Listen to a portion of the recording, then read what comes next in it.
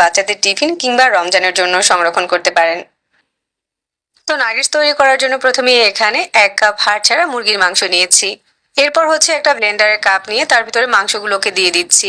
মাংসের সাথে 1 চামচ দিচ্ছি রসুন বাটা, 1 চামচ আদা বাটা, পরিমাণ মতো লবণ দিয়ে দিচ্ছি, সয়া সস দিচ্ছি 1 চামচ, মরিচ গুঁড়া দিচ্ছি 1 চামচ, আর হাফ চামচ দিচ্ছি গোলমরিচের গুঁড়া। টেস্টটাকে ব্যালেন্স করার জন্য হাফ চামচের মতো চিনি দিয়ে দিচ্ছি, তবে এটা স্কিপ করতে পারবেন। হাফ চামচ কর্নফ্লাওয়ার দিয়ে দিচ্ছি, 2 চামচ টমেটো কেচাপ দিয়ে দিচ্ছি। মাংসের সাথে যেহেতু কোনো ফ্যাট নেই তাই এখানে 2 টেবিল চামচের মতো সয়াবিন তেল দিয়ে দিচ্ছি। এরপর হচ্ছে এখানে আমি কিছু পাউরুটির স্লাইস নিয়েছি, এর সাইডের অংশটাকে কেটে বাদ দিয়ে দিচ্ছি। পাউরুটিটা মাংসের পরিমাণ বুঝে ব্যবহার করতে হবে। এই যেমন 1 কাপ মুরগির মাংসের জন্য এখানে আমি 4 পিস ব্রেড ব্যবহার করছি। ব্লেন্ড করার সুবিধার জন্য পাউরুটিটাকে কেটে ছোট করে নিচ্ছি, আর এটা কাটা হয়ে গেলে মাংসের সাথে ব্লেন্ডারের কাপে নিয়ে নিচ্ছি। এখন এই সবকিছু একসাথে ব্লেন্ড করে নিব। তো পাউরুটি আর মুরগির মাংসটাকে আমি স্মুথ করে ব্লেন্ড করে নিয়েছি।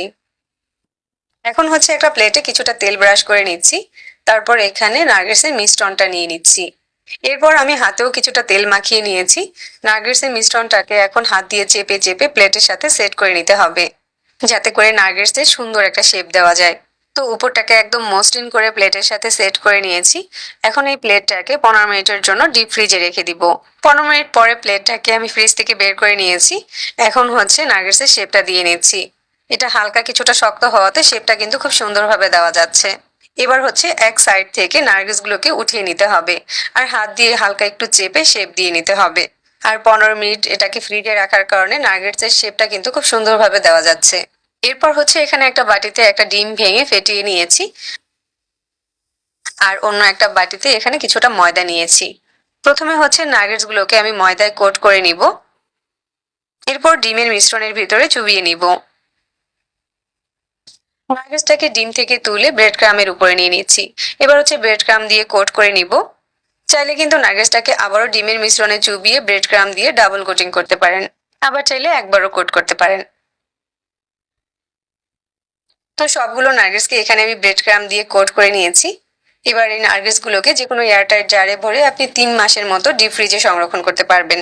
কিছু নাগেটসকে ভেজে শেয়ার করছি, এর জন্য হচ্ছে পর্যাপ্ত পরিমাণে তেল ভালো করে গরম করে নিয়েছি, আর তার ভিতরে নাগেটসগুলোকে দিয়ে দিচ্ছি।